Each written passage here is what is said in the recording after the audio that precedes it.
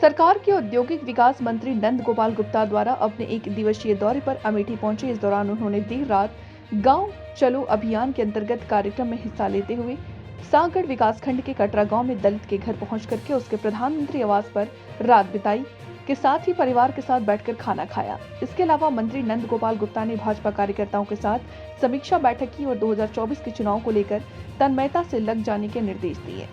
Media से मुखातिब होते हुए मंत्री नंद गोपाल गुप्ता ने कहा कि हमारे प्रधानमंत्री जी बेदाग छवि, जिस तरीके से उन्होंने गरीब कल्याण के लिए काम किया है, देश के अंतिम गरीब तक, अंतिम गांव तक, प्रदेश के अंतिम गांव तक विकास की रोशनी पहुंचाई है, अंतिम व्यक्ति तक सरकार की योजनाओं का लाभ पहुंचा रहे हैं, उसके लिए काम किया। आज पूरे देश में सभी पार्टियों में भगदड़ मची है कि कैसे भारतीय जनता पार्टी को ज्वाइन किया जाए। निश्चित तौर पर प्रचंड बहुमत पर भारतीय जनता पार्टी जीतेगी और जिन 4 सीटों पर हमें जिम्मेदारी मिली है, हम कार्यकर्ताओं के दम पर ये कह सकते हैं कि कार्यकर्ता मेहनत करेंगे तो 100% सभी बूथ को जीतकर एक प्रचंड बहुमत के साथ हम सरकार बनाएंगे।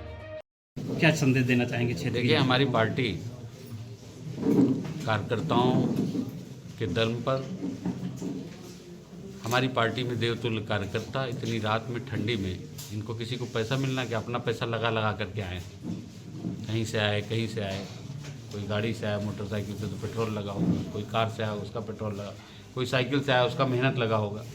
तो सब इतनी ठंडी में अगर आए हैं तो निश्चित रूप से आदरणीय प्रधानमंत्री जी, हमारे प्रधानमंत्री जी की बेदाग छवि और जिस तरह से उन्होंने गरीब कल्याण के लिए देश के अंतिम गांव तक, प्रदेश के अंतिम गांव तक विकास की रोशनी पहुंचे, अंतिम व्यक्ति तक सरकार की योजनाओं का लाभ पहुंचे, उसके लिए काम किया है। आज पूरे देश में सभी पार्टियों में भगदड़ मची है कि कैसे भारतीय जनता पार्टी को हम ज्वाइन करें।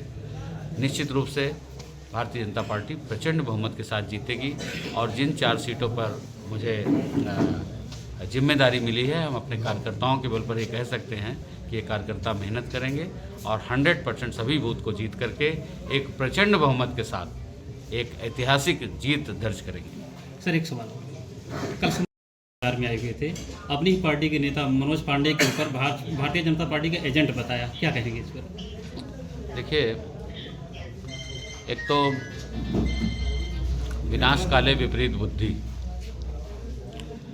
अखिलेश यादव जी को सत्ता विरासत में मिली, विरासत में गद्दी मिल सकती है, बुद्धि नहीं। दूसरा, सनातन धर्म का विरोध समाजवादी पार्टी के डीएनए में है। राम भक्तों पर गोलियां चलवाना, निहत्थे राम भक्तों पर गोलियां चलवाना और बाबरी मस्जिद, विवादित ढांचे को बाबरी मस्जिद कह करके महिमा मंडित करना, ये सब कुछ इस देश की जनता ने देखा है और आज 500 साल का पुराना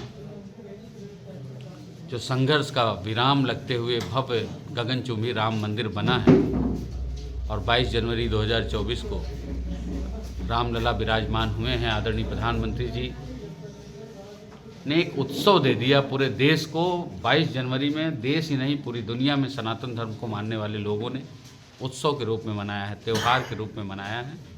तो निश्चित रूप से समाजवादी पार्टी समाप्त होती हुई पार्टी है, जिसके मुखिया अखिलेश यादव और जो थोड़ा मोड़ा बचा था स्वामी प्रसाद मौर्य के आने से ताबूत में अंतिम कील ठोकने का काम किया जा रहा है।